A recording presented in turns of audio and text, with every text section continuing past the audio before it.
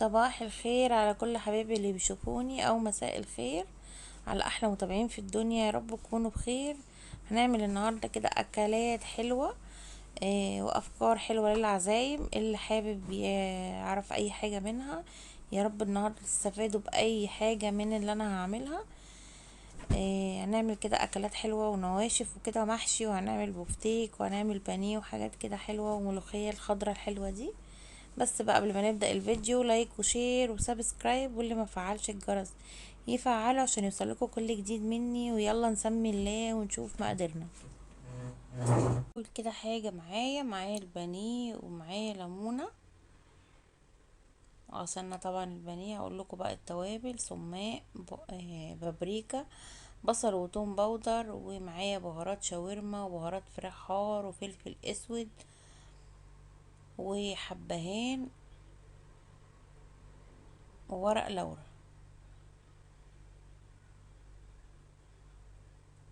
ومعايا مية بصل. معايا ايه كمان؟ معايا كاتشب ومستردة ومايونيز.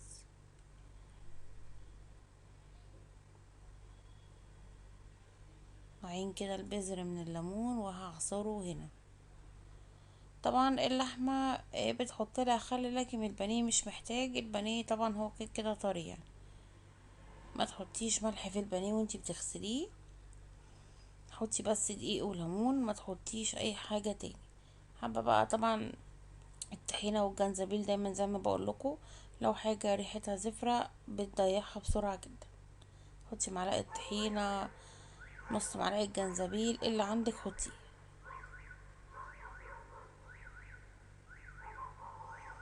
هحط بقى كل السوائل هنا. حط المستردة والكاتشب. ما عندكيش اي حاجة منهم، اي حاجة ممكن تستغني عنهم، مفيش مشكلة، مش لازم التلاتة. حط بقى كده مايونيز. زي ما قلت لكم، ما عندكيش مايونيز، ما عندكيش كاتشب، مستردة، اي حاجة منهم مش مشكلة.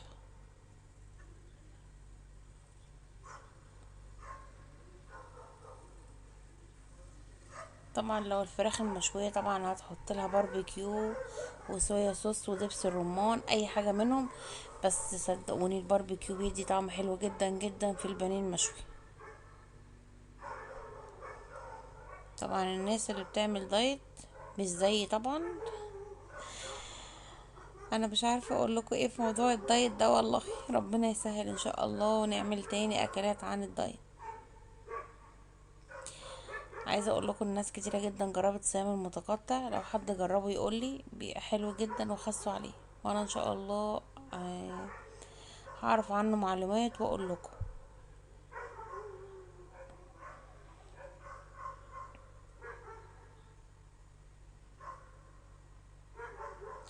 هقلب كده كل حاجه بقى. انا حطيت التوابل وحط مع ميه البصل والليمون والمستردة والكاتشب والمايونيز، كل الحاجات دي وقلبناها كويس.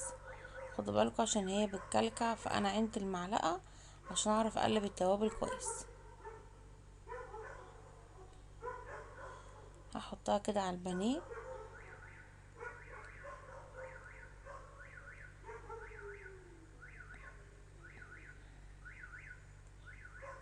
الجوانتي ده اختراع والله العظيم يا جماعه. مش عايزه اقولكم انا بقلعه بحس ان انا ما عملتش اي حاجه، ولا ريحه ايدي بصل، ولا ريحه ايدي توم، ولا اي حاجه، وبيبقى حلو جدا جدا. آه يعني هو بصراحه حاجه كويسه. وكمان لو انتي خارجه ولا اي حاجه، ولا عندك ضيوف، ميبقاش ريحه ايدك بصل او توم او حتى لنفسك اول كده حاجة مع بعض هنتبل البفتيك وهنتبل البانيه، الحاجتين دول علشان نبقى خلصنا منهم. اول حاجة بصوا، انا معايا لحمة بفتيك. بص انا صورت لكم عند الجزار قبل كده اللي انا بصو بجيب من عنده. اللحمة بتاعته حلوة جدا بصراحة. انا معايا مية بصل. مية البصل دي احنا بنعملها ازاي؟ احنا بنعملها بنفرم البصلاية كويس جدا، وبنحط لها ملح، وطبعا شوية خل لو انتي مش هتستخدمي التفل في حاجة. ومعايا كمان طماطمايه مضروبه كبيره، ومعايا ليمون. وطبعا اللحمه لو شديده احط لها شويه خل. الليمون هعصره كده اهو مع ميه البصل.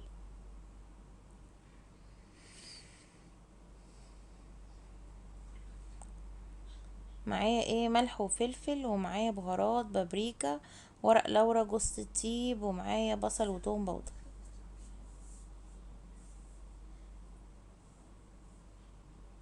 ميه البصل دي بتبقى حلوه جدا. طبعا لو كمان ممكن تحطي كاتشب او صلصه، اي حاجه. ميه البصل دي بتبقى حلوه جدا لانها بتساعد على تتبيله الحاجه بسرعه جدا. احنا زمان كنا بنقطع البصلايه وكده، بس كانت بتاخد وقت بصراحه في التتبيله. من ساعه ما جربت الميه دي بتاعه البصل بتبقى احسن 100 مره. طبعا ندوب التوابل، اقول لكم التوابل تاني: ملح وفلفل، وبهارات لحمه، وبابريكا، وبصل وتوم باودر. وهنحط كمان جوز الطيب ورق لورا، حاجه بسيطه قوي. بصوا بوريكم ان اللحمه فاتحه وطريه. تعرفي اللحمه حلوه منين؟ لو لونها فاتح وتلاقي النسيج بتاعها كده ناعم مش خشن.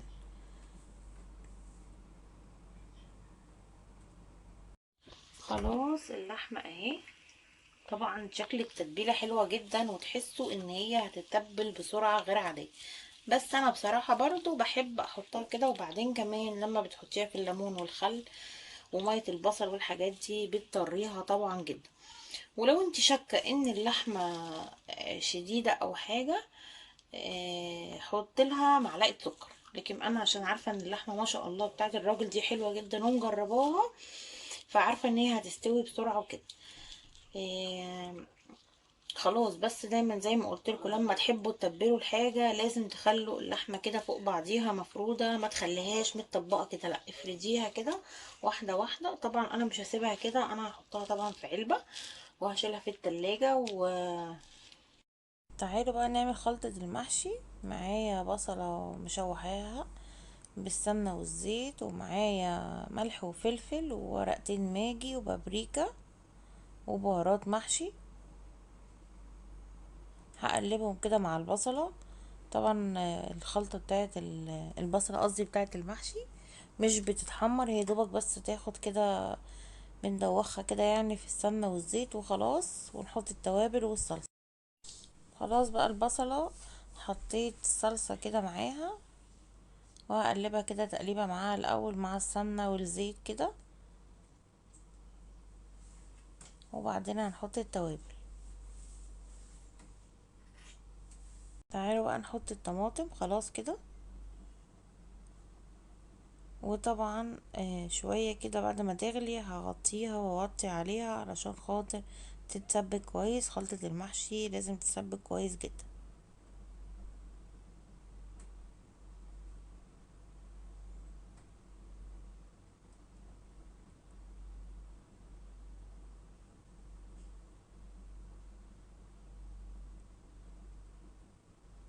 حسيتها عايزة ملح تاني، رحت حطيت لها.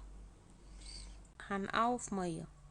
ناس كتير هتقولك الورق عنب ما بيتغسلش، لا تعالوا شوفوا بقى المية، وتعالوا شوفوا بيطلع ايه من الورق العنب. للناس اللي ما بتغسلش الورق عنب وبتسلقه على طول، انتوا فاكرين لما بيتسلق كده بيبقى خلاص نضف؟ بالعكس، السليق ما بيعملش اي حاجة، لازم يتنقع بمية. غطسيه في مية جامد جدا، ونقعيه ربع ساعة وطلعي وحطي مية تاني، وغيري عليه المية كذا مرة. انا طبعا هزوده مية اهو زي ما انتوا شايفين، وهغطسه واحط عليه حاجة تقيلة واسيبه منقوع كده بتاع ربع ساعة 10 دقايق، وهرجع اغير المية تاني. وهوريكم المية لونها عامل ازاي. شايفين المية لونها عامل ازاي؟ طبعا مش واضح خالص. كمان لو رميت المية هتشوفوا تحت في كمية رمل وتراب، طبعا لان الورق ده محطوط على الشجر. تعالوا بقى نسلقه. بعد ما عملنا المية عليه كذا مرة غيرناها، و فيها كمية تراب والله يا جماعة مش قادرة اقول لكم قد ايه. لما تغسلوه وتنقعوه كده زي ما بقول لكم هتشوفوا حاجات هتستغربوا يعني. المية دي بقى بنحط فيها ايه؟ بحط فيها زيت زيتون بس. ما بحطش بقى ليمون ولا اي حاجه زي ما بيقولوا. انت حابه تحطي ليمون براحتك، انا كده كده لما بيجي يستوي انا بحط له. طبعا فكرة الورق ان هو مترتب دي حاجة تحفة بجد. انا متعلماها من امي الله يرحمها. بتسهل عليكي كتير جدا الحشو. الورق يا جماعة المتربط ده ما بيبقاش بناتي. الورق اللي هو السايب اللي زي ما انتوا شايفينه كده، ده اللي بيبقى بتجيبيه من عند راجل تلاقيه كده منكوش ولا متروق ولا متربط ولا اي حاجة. ده البناتي الصغير. الورق الكبير او المتربط ده مبيبقاش بناتي. وكل الورقة ما تبقى فاتحة وتبقى ناعمة هي اللي بتبقى حلوة. خدوا بالكم عشان في ورق توت في السوق وانا جبته قبل كده واتخميت فيه والحمد لله. خلاص بقى هطلعهم يعني هنحط بقى الباقي. شايفين المية عاملة ازاي؟ يعني رغم ان انا غسلاه ونقعاه وشايفين المية طالع منها ايه.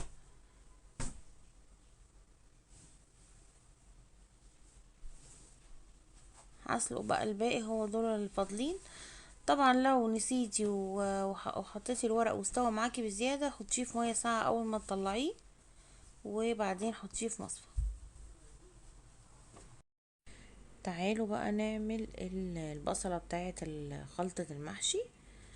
انا بتبشري بصلاية بتفرميها زي ما انتي حابة اعملي، وبحط فيها فلفل اخضر. ما بحطوش في الطماطم على النار. بحب افرم الفلفل الاخضر كده واحطه كده احسن، بريحته بتبقى احلى والطعم كمان بيفرق جدا. وكمان بحط ملح وفلفل وبهارات محشي برضو، بحط بابريكا وبحط كل حاجة. يعني انا بحط معلقة في الطماطم ومعلقة في البصلة دي. هقلب كده الرز. طبعا احنا مش هنحط الخضرة دي هتبقى اخر حاجة. انا هحاول كده اغلف الرز كله بالبصلة والتوابل عشان تبقى كلها متحيقة ببعضيها.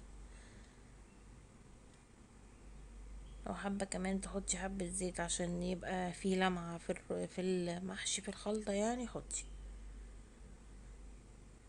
بس انا عشان حاطة كتير في التغديعة مرضتش احط تاني في الرز. بس يستحسن تحطي شوية زيت وانتي بتقلبي الرز كده. ما قلبنا بقى وحطينا الطماطم، هنحط طبعا الخضرة دي اخر حاجة. ما تحطيش الخضرة والطماطم سخنة علشان الخضرة تفضل خضرة وتبقى ريحتها كويسة، تبقى ريحتها لسه نفاذة وكده. لو حطيتيها وهي سخنة هتدبل معاكي. انا بستغرب بلاقي ناس بتحمر، يعني بتحط التخديعة سخنة على الخضرة على الرز كله وتحطها على النار شوية، مش عارفة ليه. ما هي كده كده هتستوي، طب وانتي ليه تعملي كده؟ طبعا لما بتبقى خضرة تبقى احسن. حتى الفلفل الاخضر انا ما بحطوش غير في الاخر. دي من التكات الحلوة اوي للمحشي، وجربوها اللي مش بيعملها وهتحسوا بطعم وفرق اكتر. لو حابة تحطي مثلا جزراية في المحشي حطي، حابة تحطي نعناع حطي. بس انا النعناع ده تقريبا ما بحطوش بصراحة غير في الممبار لا اما الكرنب. هقلبهم بقى كويس واظبط الملح بتاعهم، ونشوف لو عايزة صلصة تاني كده. لازم الخضرة طبعا المحشي كزبرة وشبت وبقدونس. انا بالنسبة لي دي الخضرة يعني. عملنا بقى الخلط خلاص، تعالوا بقى نظبط الحاجة اللي هنعملها.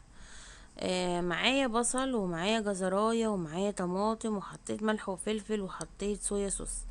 عايزة تحطي طبعا كمية اكتر من كده حطي، عايزة تحطي خضرة معاهم حطي. وحطيت كمان العناقيد بتاعة ورق العنب. العناقيد دي يا جماعة هي اللي بتديها المزازة كمان. طبعا انتوا هترموها مش يعني احنا بس بنخليها تحت كده علشان تديها المزازة. طبعا الورق ما شاء الله كان جميل جدا. بصوا بقى الورق لما تبقى صغيرة حطي اتنين جنب بعض، اتنين فوق بعض يعني بالطول او بالعرض. انا لما بيكون معايا صغير مثلا بحط 3 جنب بعضيهم واعملهم اكنهم ورقة كبيرة. الصغنن ده على فكرة يا جماعة بيبقى حلو جدا، وبيبقى اصلا هو الورق البناتي الاصلي الصغير. كل الورقة ما كانت صغيرة كل ما كان الورق العنب بناتي. طبعا انا ماشية معاكم خطوة بخطوة، بقولكم كل التكات علشان معلش البنات اللي لسه بتبتدي وفي بنات والله ما بتعرف تلف الورق ما تستغربوش تقولي مثلا دي حاجه سهله، لا، في ناس ما بتعرفش تلفه، في ناس يعني مش شاطره في لفه شويه، مع ان هو سهل جدا. انا بالنسبه لي الورق عنب اسهل من الكرنب. يعني ناس كتير تقول لك الكرنب اسهل ومش عارف، بالعكس انا بالنسبه لي الورق عنب اسهل، لان الورق العنب ولا بيتفرع ولا بيتسلق ولا بيقعد يتقطع والكلام ده كله. كل ما تكون الورقه فاتحه تعرفي ان الورقه دي حلوه. وطبعا حكايه الرص دي والله اللي مش بيعملها جربوها وقولولي. يعني الورقه لما تبقى طريه كده وهي متطبقه ببعضيها كده، بتبقى صعب جدا ان انتي تطلعيها، لانها بتبقى طريه ومش بتعرفي تطلعيها بسرعه.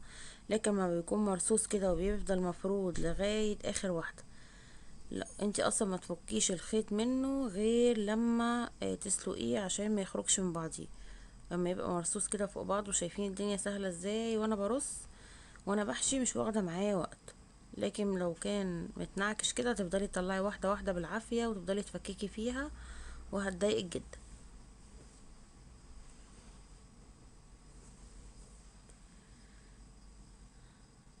ارجوكوا يا جماعه تغسلوا الورق العنب، لان ورق عنب والله بيطلع منه بلاوي.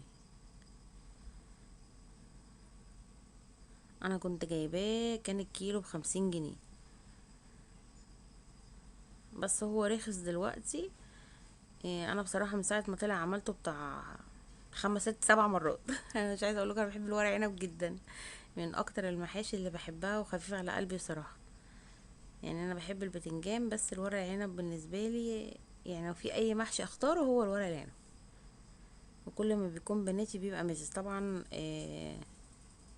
يا ريت تعصري له طبعا ليمونتين وهو بيستوي، وتفصصي له كمان راس توم. بلاش تحطي توم مفروم، حطي توم صحيح. وبعدين بقى حابه ترميه ارميه.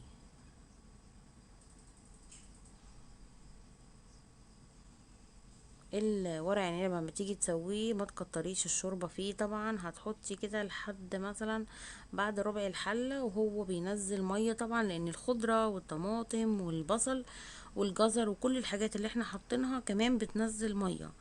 فكمان على الشوربه اللي انت عاملاها هتنزل معاكي ميه كتير. ما تخليش الميه كتير عشان ما يعجنش منك. شايفين الورق صغنون وعسل ازاي؟ تسلم ايدك يا بنتي يا سمسم. شايف؟ خلاص لفيته. ده نص كيلو ورق عنب. شايفين؟ ولا تقولوا لي بقى مكنه الورق عنب، ولا تقولوا لي مش عارف ايه. بصوا بقى، كله مقاس واحد. طول ما انت بتفردي الورقه، قصدي الرز، وبتخليه مفروض ما يبقاش مكعور كده جوه الورقه، الورقه تطلع معاكي طويله وحلوه ومفروضه. وطبعا يا ريت تحشيه على حاجه عشان تضغطي عليه كويس عشان ما يفكش منك. وطبعا لما تيجي تسويه، بصوا هو انا رصيت اول واحده. طبعا لما تيجي تسويه هتسويه وتحطيله طبق لغايه ما يغلي كده شويه. عايزه تشيليه شيليه، مش عايزه خليه. بس يا ريت ما تحطيش الطبق يبقى على قد الحله، عشان مره عملت كده وقعد صعب جدا عشان يطلع. خلي الطبق اصغر من الحله عشان يبقى فيه وسع شويه كبيره، علشان ضغط السخونيه بيخليه يلزق جوه الحله.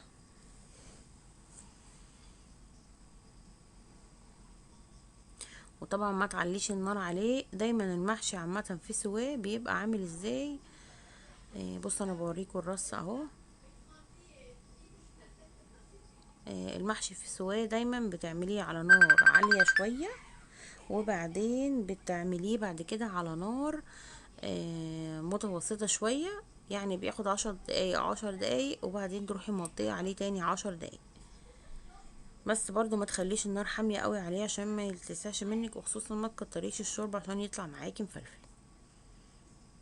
وما تغسليش الرز قبليها بكتير، يعني 10 دقايق بالظبط بس يتصفى كويس في مصفى واسعة، وبعدين تحطيه على البصل.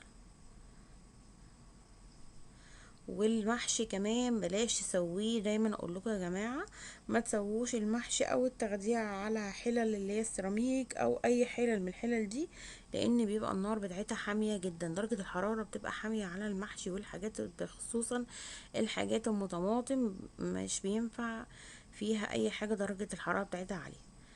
الألمونيا بتبقى ارحم شوية من الحاجات التانية. لو عملتيها في، ما عندكيش بقى ألمونيا ومضطرة تعملي في الحلل العادية، حطي شياطة، حطي اي حاجة علشان خاطر ما تبقاش الحرارة حامية عليهم اوي. هرصه بقى كده.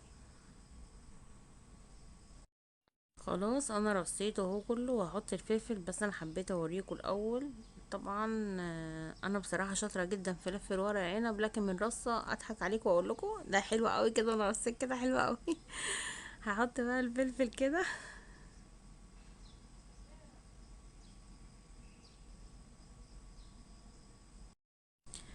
خلاص بقى ما فاضلش اي حاجه غير المرقه بتغلي على النار، وهنحط كده ليمون، وهحط كمان تكه حلوه جدا. عايزه تحطيها، عايزه مش عايزه براحتك، بس بتفرق جدا في الطعم. هنعصر كده الليمونه. وطبعا انا حطيت توم في النص، بس انا نسيت اوريهولكوا. كل ما بعمل راق بحط فيه توم. وهحط بقى كمان معلقه سمنه بلدي كده. يا سيدي على الطعم بجد، من الاخر. جربوا بقى واعملوا كل التكات دي وقولولي ايه الاخبار. بس حاجات بسيطه في الدقيق. ما عندكيش نشا، حطي بيكنج باودر. النشا طبعا كمان بيعمل الطبقه بتبقى مقرمشه، وبيشرب السوائل اللي في الفراخ. هحط كده فيجيتار كمان. بس انا كان نفسي احط حار، بس ما رضيتش احط عشان لارا هتضربني. طبعا انتوا عارفين الاطفال ما بيحبوش الحاجه الحراقه، قليل اول ما تلاقي طفل بيحب الحاجه الحراقه. معايا بقى لبن، مش هحط بيض ولا اي حاجه. هقلب كل المكونات اللي انا حطيتها دي. وحطيت كمان معلقه كركم على كاري علشان تخلي الفراخ لونها ذهبي.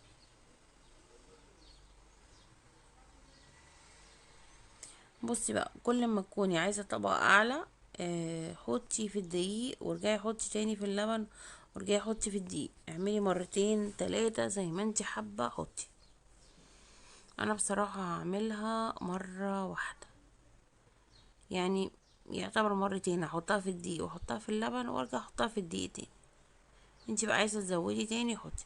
طبعا انا زي ما انتوا شايفين بضغط على الفراخ، يعني بعصرها من كل السوائل اللي فيها.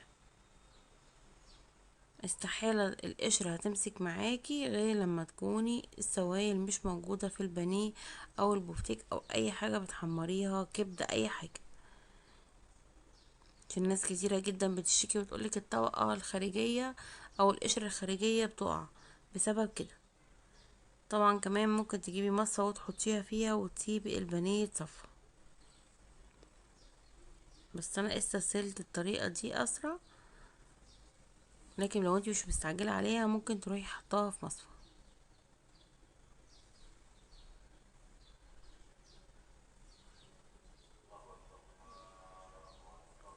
هنسخن الزيت قوي، وبعدين هنحط الفراخ ونوطي.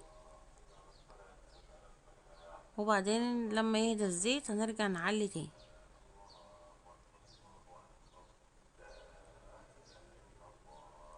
على فكرة انا اللي مقطعه البانيه ده، انا كنت جايباه صحيح وانا اللي مقطعاه كده. انا بحب اجيبه واقطعه علشان خاطر الراجل ساعات بيقطعهولي رفيع جدا وساعات بيقطعه تخين. انا بحب وسط.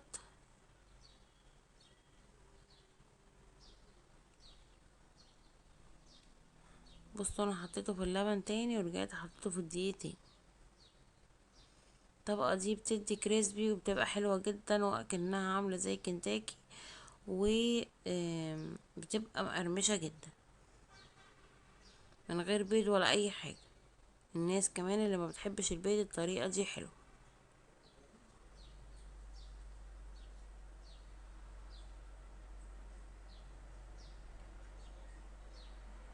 احطه تاني كده في اللبن زي ما انتوا شايفين، وارجع احطه في الدقيق.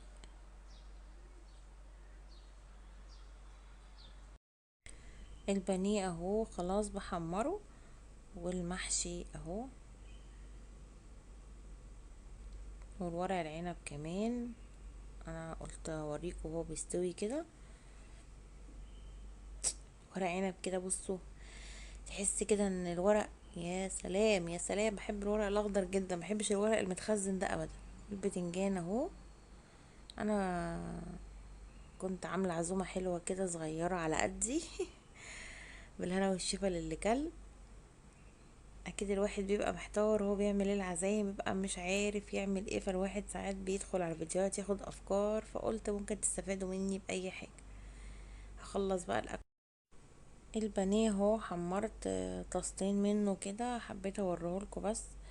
شايفين مقرمش ازاي، ومفيش اي قشرة واقعة ولا اي حاجة، الكفر بتاعه حلو جدا ولونه ذهبي. وكل البانيه هتشوفوه في الاخر هيطلع كله لون واحد. طول ما انتي كل ما تطلعي طاسة صفي الزيت وخليها كويسة البانيه. خلاص بقى المحشي على النار وحمرنا كل حاجة. ما فاضلش اخر حاجة انا بحب اعملها الملوخية. شايفين الملوخية خضرة وحلوة ازاي؟ طبعا انا محبش اضربها في الخلاط ولا في الكبة ولا اي الكلام ده. الملوخية يعني المخرطة. اي حاجة تانية ما بتبقاش حلوة. تقلية كده، حطينا توم وكزبرة، وانا بحط معلقة سكر وورقة ماجي في الملوخية. خلاص اهي بطشها.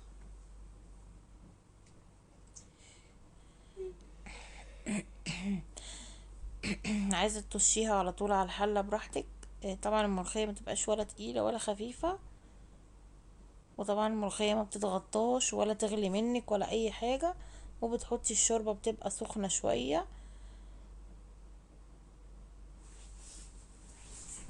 وطبعا الملوخية عشان تبقى حلوة معاكي كمان، ما تخليهاش اولا تغلي وتبقى تسخن معاكي يعني تبقى الملوخية سخنة والطشة كمان معاها سخنة علشان تدي. خلاص الاكل كله عملناه واتغرف اهو. بتنجان اهو والبفتيك. وعملت كمان كام قطعة كده مشوية، وعملنا البانيه اهو. والملوخية شايفين لونها تحفة ازاي، ولا حطيت كربوناتو والله ولا اي حاجة، بس ممكن تحطي عادي كربوناتو. والورق العنب اهو والبانيه. يا رب النهاردة تكونوا استفدتوا بأي حاجة او اي فكرة. واحد بيبقى عنده عزومة بيبقى محتار هيعمل ايه. لايك بقى وشير وسبسكرايب، واللي ما فعلش الجرس يفعله عشان يوصلكوا كل جديد مني. واقول لكم سلام عليكم.